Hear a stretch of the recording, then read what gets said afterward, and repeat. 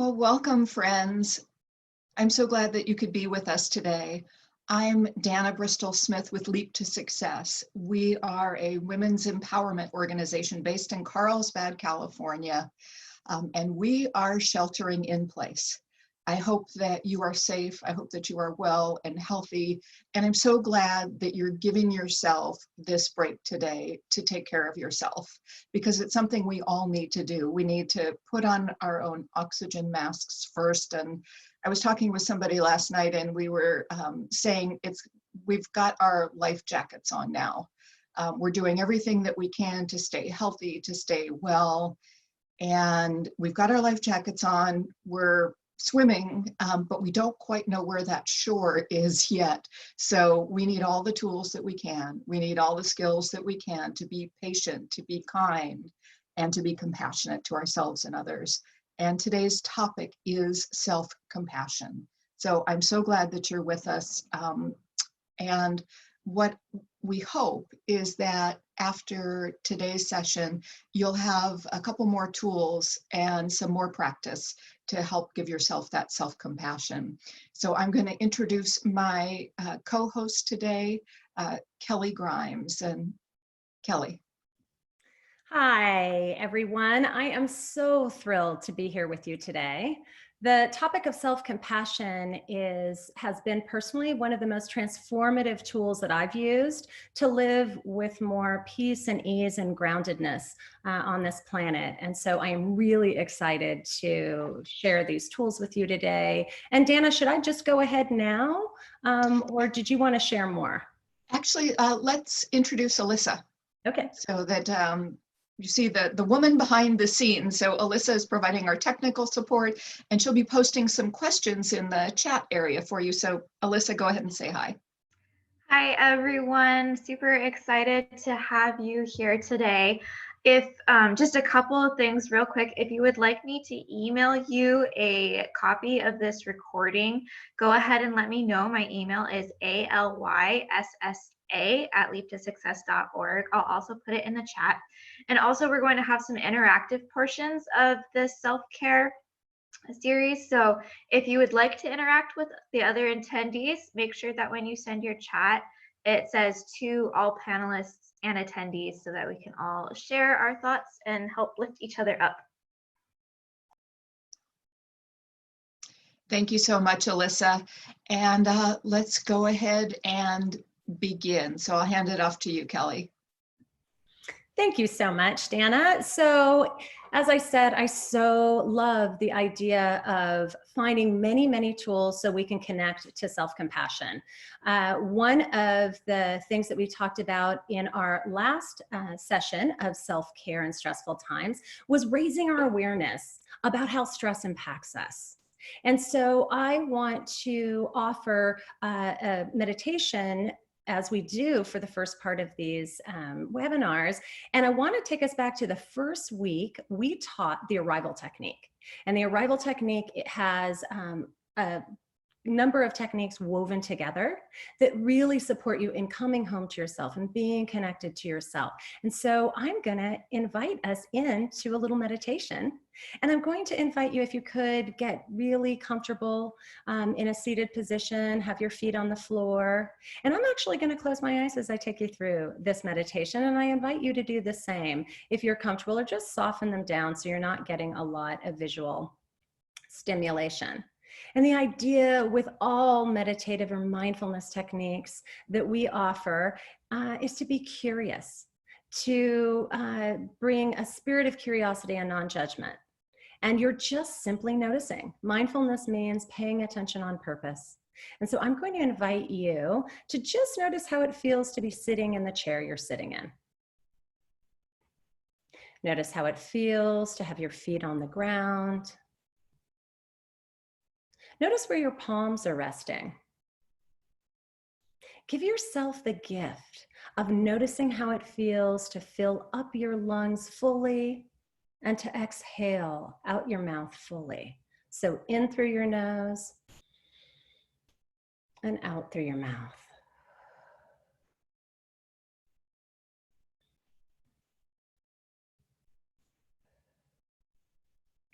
Now I invite you to bring your awareness to your body. Notice if there's any place in this moment that you're holding any tension or tightness.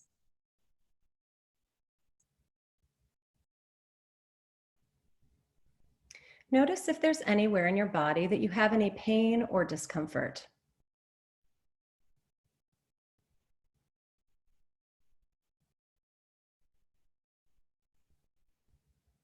And notice if there's any place in your body that you do not have any sensation at all.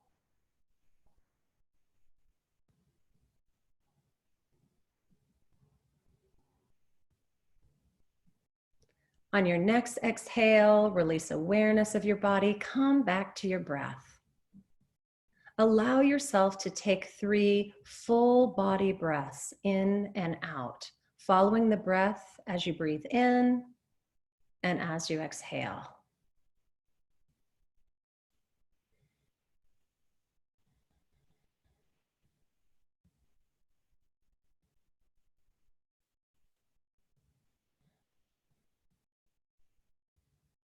Now I invite you to bring awareness to your thoughts.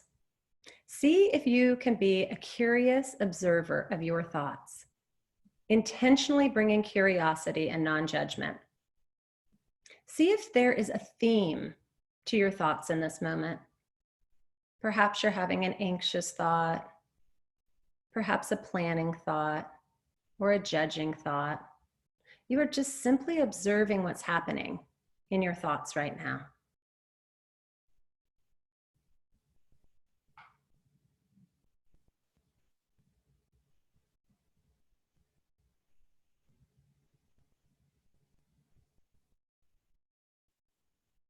And on your next exhale, release awareness of your thoughts and come back to your breath. Reminding yourself that your breath is your constant companion. It is your best friend in these times of stress and anxiety. Connecting to your breath at any time can ground you both to your body and to this present moment. I invite you to take 3 more deep body breaths, really following the breath in and out.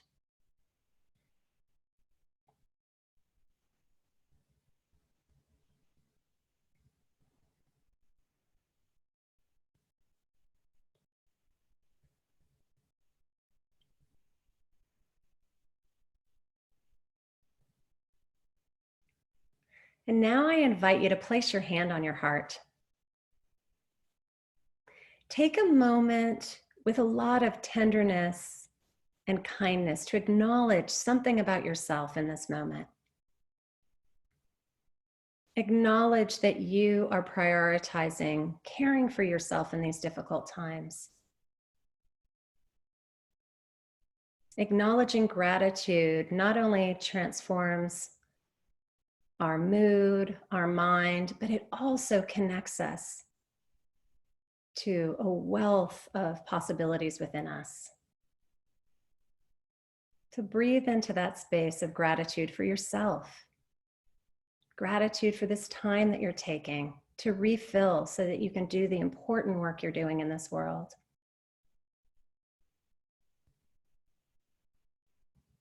On our last few breaths together, I invite you in your mind to say as you breathe in, I breathe into this moment, and as you exhale, I have arrived.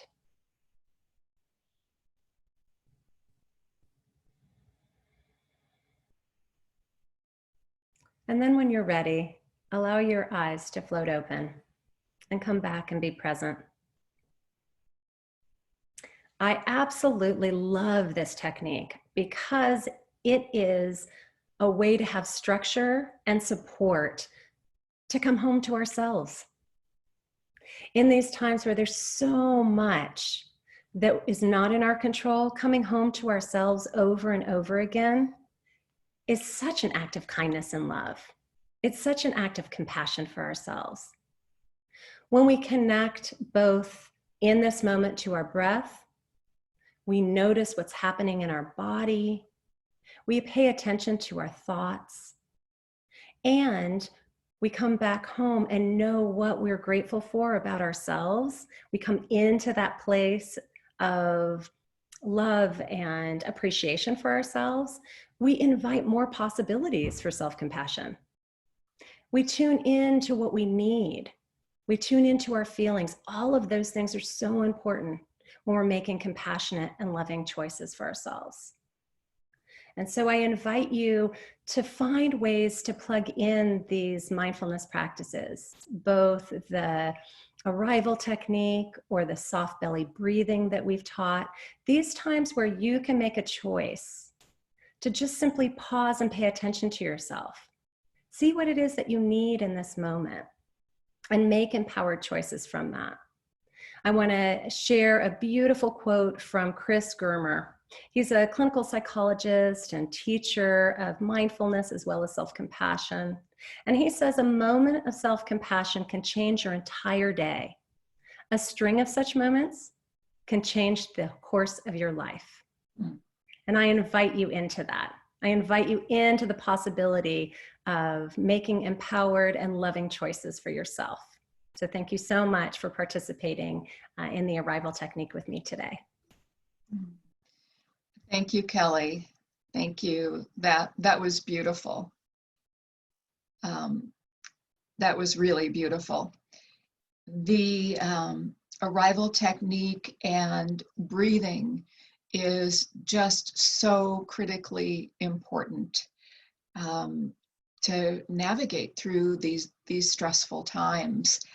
Oh my goodness, yes, so important. Well, I would like to take you all through an exercise right now that we actually offer in our Leap to Confidence program. And this is the 7-week empowerment program for women who are rebuilding their lives from domestic violence and homelessness and other major challenges. And I want to offer it to you today because we are all dealing with major challenges right now, and we need the tools and the support to do that.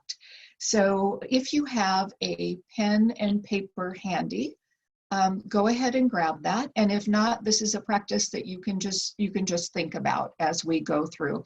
But this is an exercise that is called the have to exercise. So what I'd like you to do right now is think about a few things that you have to do. And if you do have pen and paper, go ahead and write them down. So 3 or 4 things that you have to do. I'll give you a moment to do that.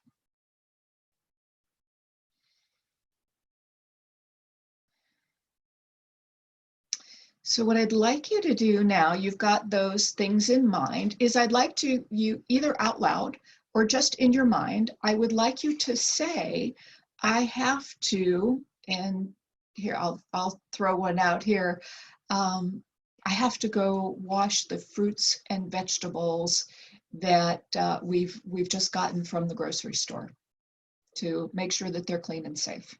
So I have to do that. For each of those items, go ahead and say, I have to, and then add the item. And if you'd like to share any of these have to items, go ahead and type them into the chat area, and I will read them out loud. So what are some of your have tos? You might need to be at work at a certain time. You have to get to work. You have to pay the bills. What are some of those have to items? You have to stay safe. You have to do your timesheet. You have to finish your notes. I see a lot of have tos coming through in our chat area. You have to do the dishes. You have to assist your child with math homework. Oh, this is a really nice one. You have to hug your husband. Yeah, we have to hug those people that are close to us. That is for sure. I have to wear protective gear when leaving the house. I have to wear a mask over my face. I have to go on a walk. Yeah, we have to do a lot of things right now to keep ourselves safe, to keep ourselves healthy, to keep ourselves financially resourced. We have to continue to work. Okay, so all of those have tos. I want you to think for a moment. When you say, I have to with these items, how does that make you feel? What do you feel in your body when you think about those things that you have to do? And go ahead and write a few of those things in the chat area so I can share them. What does it feel like when you say have to? Okay, I see stress coming up, and I'm sure a lot of us can say, yeah, we feel stressed when we think about those things that we have to do. My chest tightens. I feel anxious. These are coming in fast and furious now.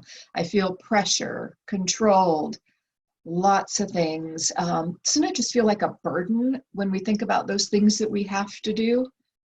Yeah, I think that that's true. We feel forced. A lot of negative self-talk comes up. Okay, so lots of stress, lots of burden. What I'd like you to do right now is take a breath. As Kelley said, take one of those deep body breaths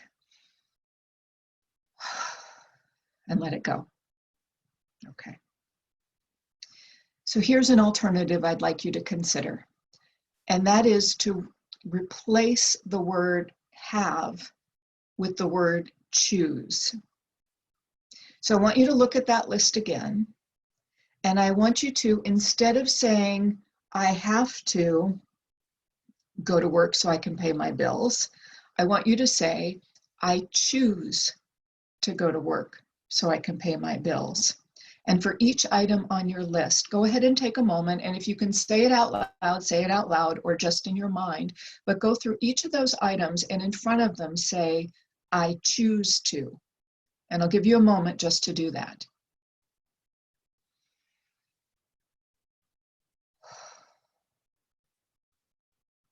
Okay. Now I want you to tell me, how do you feel by saying the words, I choose to, instead of I have to? And I see that someone just wrote in that says the effect is amazing. More in control, freedom, whole. Wow, that's really powerful. I just got chills down my whole body when I read that one. Whole, wow. Empowered. Wow, those are beautiful. Those are really beautiful. When we feel that we have to do something, the power and control is outside of us. And we can feel like a victim. We can feel like a victim of our circumstances. We can feel like a victim. We can feel like we're being abused, and we can feel like we're being controlled, and that we do not have the control to make our own decisions and set our own path. When we shift that, make that mindset shift and that vocabulary shift and say, I choose to, the power resides in ourselves. We are the one taking empowered actions. We are the one making our own decisions. And we feel much more empowered. We feel much less, we don't feel like a victim anymore, but we feel like we are the person who is in control. And as someone said here, we feel like we're in charge of our own lives. And this is so important right now, where there are so many things that are essential for our safety and for our well-being, for all of us to be making empowered choices. And for those who are working with clients right now, for those of you who are in the workplace with others where people are feeling victimized, where people are feeling out of control, this is essential to be able to take our power back. So I'm really glad to share this with you today. What I want to let you know is that there are only 4 things in life that any of us have to do. And here are the 4 things. Number 1, we have to be born. Number 2, at some point, we have to die. Number 3, we have to be the race or ethnicity that we are. And number 4 is we have to choose everything that we do. And we can choose to make empowered choices. We can choose things that are healthy. We can make choices and decisions that maybe lead us down a path where there's negative consequences. But all of the actions that we take are our choice, And that's just so important now more than ever. When we're making those choices, we are being compassionate to ourselves. We are being kind to ourselves. And it's a really powerful thing to be able to do. Go ahead too, and if you are making any comments in the chat area, make sure that you send it to all panelists and attendees so everybody can see them. What I'd like to share with you right now is a writing that's from Chuck Galozzi, and it's called The Power of Choice. And after today's session, we'll go ahead and make this available on our Leap to Success Facebook page so that you can download it. So here's Power of Choice by Chuck Galozzi. Choice, catalyst for change.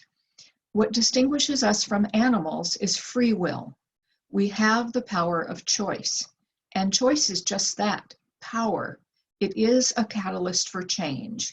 It can elevate us to heroic heights or hurl us to desperate levels of despair. Such is the power of choice.